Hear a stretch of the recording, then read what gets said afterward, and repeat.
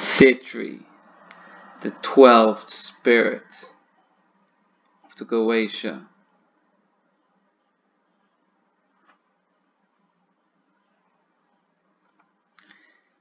Sitri appears as a leopard with the wings of a griffin. He can be tamed and appears as a beautiful man. He's very mischievous, very powerful, full of fire, and is a spirit of love and lust. But be careful with the love spells. He is a prince, strongest since 12th of July to 21st of July. Spirit of the daytime, direction is west. Tarot is a 4 of cups. Planet is Jupiter. Metal is tin. Element earth. Color blue. Will not even try and pronounce the name of that plant. Hyacinthian. Incense is cedar. Zodiac Cancer. Chant is Larash. Alora. Vetha. Sitri. Benefits. He is a spirit of love and lust. Described as love, but in the old days, what people called love, we now call lust. So that's why I call it love and lust. A few hundred years ago, they did not have the notion of romantic love like we do. So you can channel your love or lust at someone, and you can make spells, and those people direct their love and love towards you. I find his energy is very grounding. I find that to be lustful, one needs to be grounded, or else it just becomes painful and controlling. I quite liked exploring the leopard energy, because leopards, how a leopard approaches love. Male and female leopards live separately in their own territory and only come together for mating. So they don't live together in packs. They hunt separately and they're very secretive. So I found that a very interesting energy to connect with. Well, this sounds very basic. It's just make your love spell and Sitri in that direction. Sitri is clearly Eros, or Cupid. He is very clearly the Goetia version of Eros and Cupid. So you might be thinking, but Eros and Cupid are not demons. They are demons to Judeo-Christians who repress sexuality, money, and power. This is why I keep telling people, Goetia spirits, they're demons in the Greek sense that they're guides. They are not evil. They can guide you towards harmful things and teach you lessons, but they themselves are not evil. In fact, evil isn't even real. So, Eros. So he directs his arrow and he shoots. He shoots his love arrows and can make love spells. That's quite simply what Sitri does, just love spells. Very powerful. So who is Eros? There's different versions of Eros. Originally, Eros was the son of Astaroth, and here in Malta, where I live, we have a temple for Astaroth. So, Astaroth, then, when the legend goes to Greece, Eros was originally a primordial god, but then later, Aphrodite, which is the Greek version of Astaroth, the story changed that her son is Eros. So what did Eros do? Okay, so Psyche, his famous wife. Psyche is the word that we now use for soul and is the root of psychology. So at some point, humans stopped worshipping Aphrodite, the goddess of love, sensuality, and originally war, and started worshipping this human who was just very, very beautiful. You can interpret it as physically beautiful, but I believe it means more of a virtuous kind of beauty, as in pleasant. To me, this is representing kind of like the human qualities of civilization and virtues being developed, that we're no longer lusting over sensuality like we did before. So Aphrodite asked Eros to fire an arrow at Psyche and make her fall in love with the most heinous creature. And of course, she falls in love with Eros, the god of love and lust. So they live together.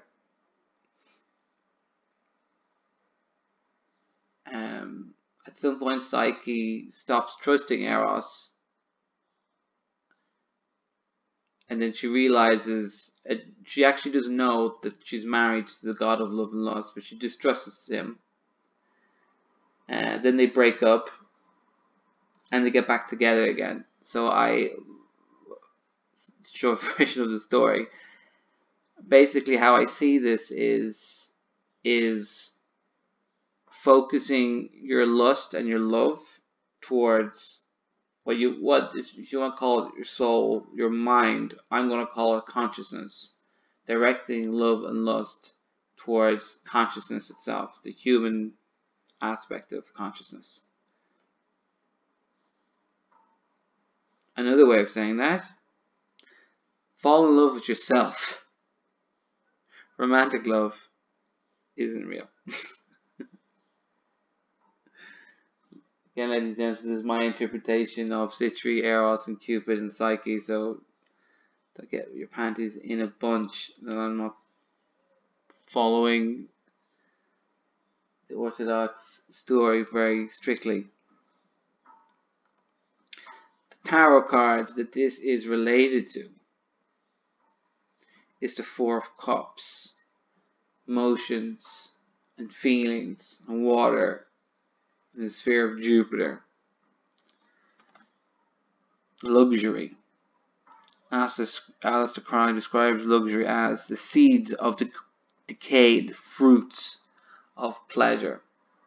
So this card represents that we might be living in a situation where we have lots of luxury and pleasure surrounding us, but we don't appreciate it too much.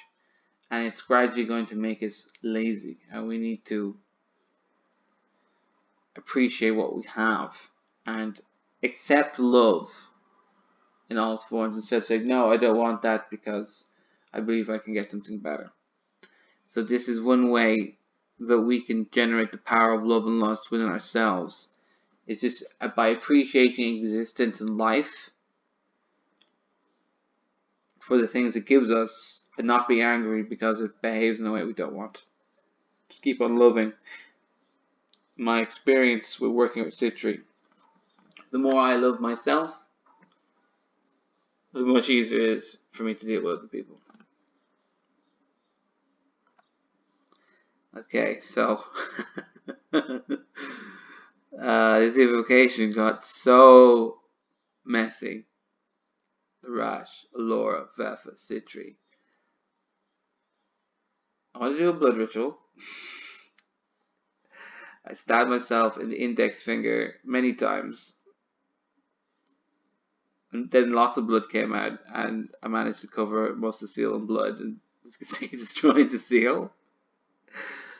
Pro tip, doing blood rituals, don't use your index finger, because for a few days I will not be able to work and use the mouse because I was doing a blood ritual to evoke the Goetia spirit of love and lust. Oh, life. So, I'm very happy with the way my evocation technique. I know I realize the people watching my videos, you may not be watching these in chronological order as I make them, so this doesn't really make any sense why I'm saying this. My technique that I use, the way the lighting and the smoke comes together, it takes the form of this leopard, right? I could clearly see Sitri, like in my room. Basically, see, I could put my hand out, just pause. I was dancing with Sitri. Um, I could see Sitri. I could see Sitri also in the form of a beautiful man.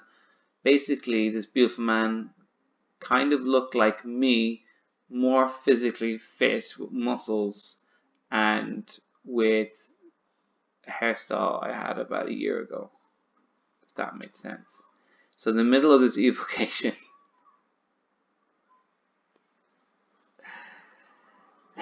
in the middle of this evocation, I realized that everybody else who's evoking Sitri is making a love spell and is directing it towards a woman. So this is the bit where I'm in the middle of evocation. There's lots of energy. It's really powerful, and I'm thinking of what woman do I want to put a love spell on? And my mind goes to several women. As I was like, yeah, but I'm like, all these women I'm thinking of, I only just kind of like them because I'm kind of a hunter. I just hunt down almost everyone that comes to my presence. Like, sorry for rambling, but anyway, I couldn't focus my mind on one woman, and this is obviously showing me that like I really need to like a leopard, you know, a leopard doesn't spontaneously run around just catching prey at random. The leopard focuses on one and hunts its prey, like so. So then I did another invocation again. 2 days later,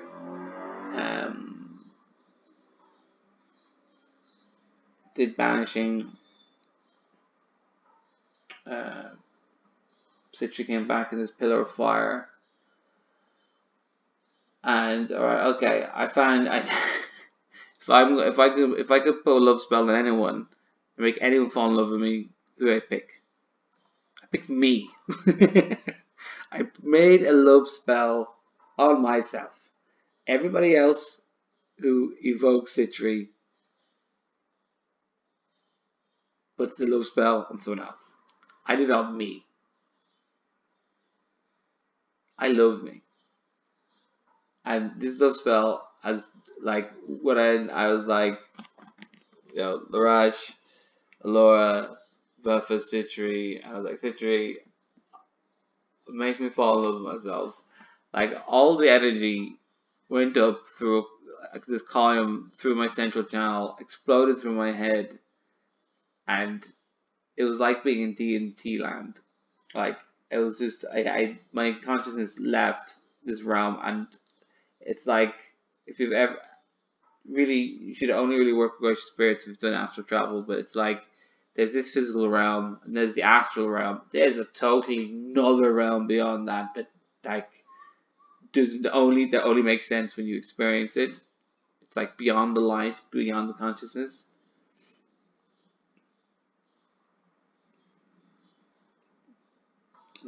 Like loving myself has sent my consciousness into different planes of existence. And yes, before I did this, I did love myself. And everybody loves himself. I mean, if you get up every morning and keep yourself alive, you take care of yourself, it qualifies as loving yourself. But then being fanatically in love with myself above anyone else is a different experience altogether, and does help me with my anxiety that I have with other people sometimes.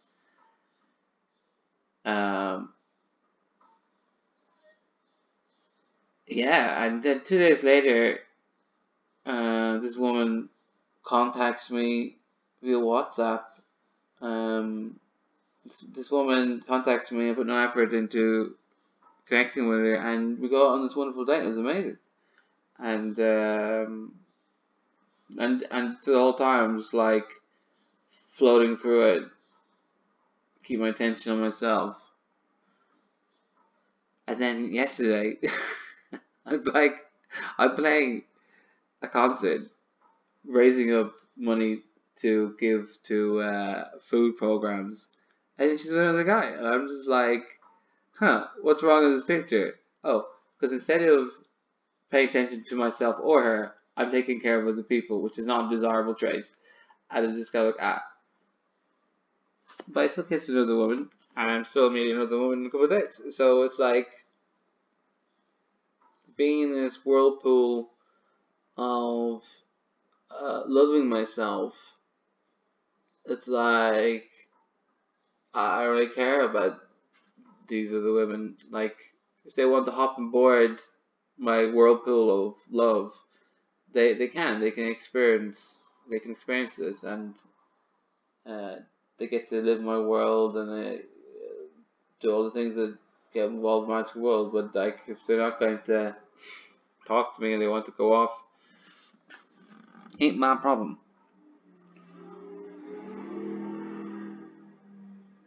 I love me.